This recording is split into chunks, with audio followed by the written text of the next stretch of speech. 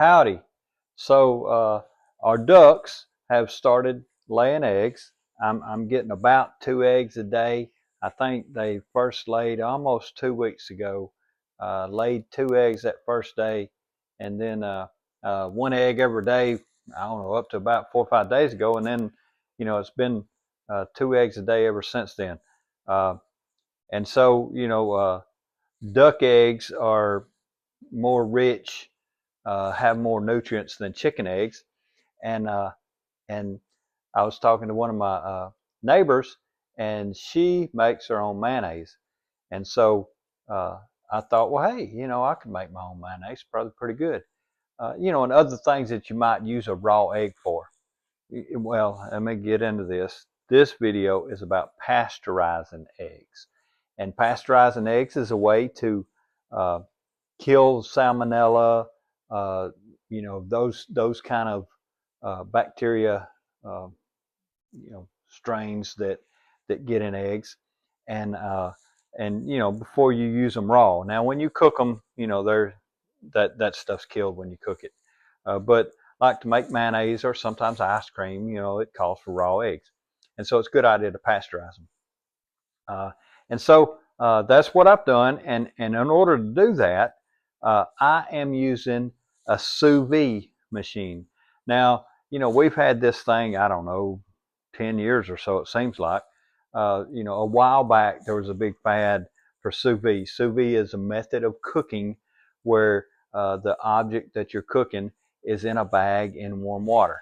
But the good thing about these machines is that, well, they've got a propeller, and so it keeps the water moving, and a little heater in it, digital readout, and it maintains temperature to within, you know, 0.5 degrees. I mean, I'm looking at the screen here, and it's going from 134.9 to 135, just back and forth like that. And so this is a real good device to use to pasteurize eggs, because eggs, you don't want to cook them while you're pasteurizing them. So you want to maintain them at a temperature that's not going to cook them, but then, you want to kill the bacteria. And so it's hard to do that on the stove and maintain a constant 135 degrees. Some people say 142. I'm doing 135, for a long time. For these eggs, with this egg, I've had it running about 75 minutes. And so 75 minutes at that temperature should have killed all the bacteria.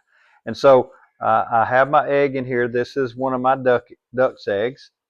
It's been in the water for about 75 minutes. And what you want to do is cool it down. And so I'm putting it in this ice bath.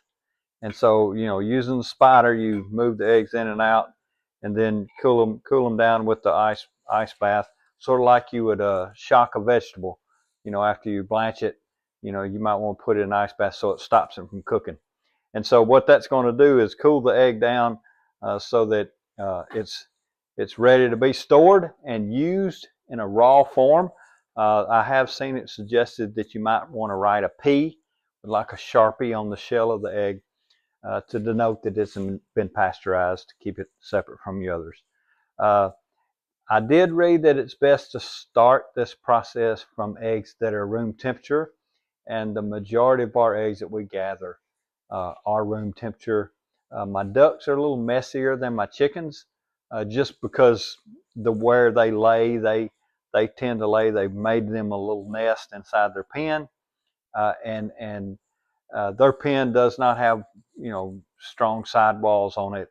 It's wire, and so when it rains, it might be a little mud puddle in their laying nest, and so their eggs tend to be muddy. I don't believe there's, duck feces on the egg shell, like was when our chickens were not in the new coop, with the new chicken space where they've got the elevated uh, nesting boxes. They're all clean. As a matter of fact, this one of a chicken eggs comes just like this, so it's no dirt or anything on it.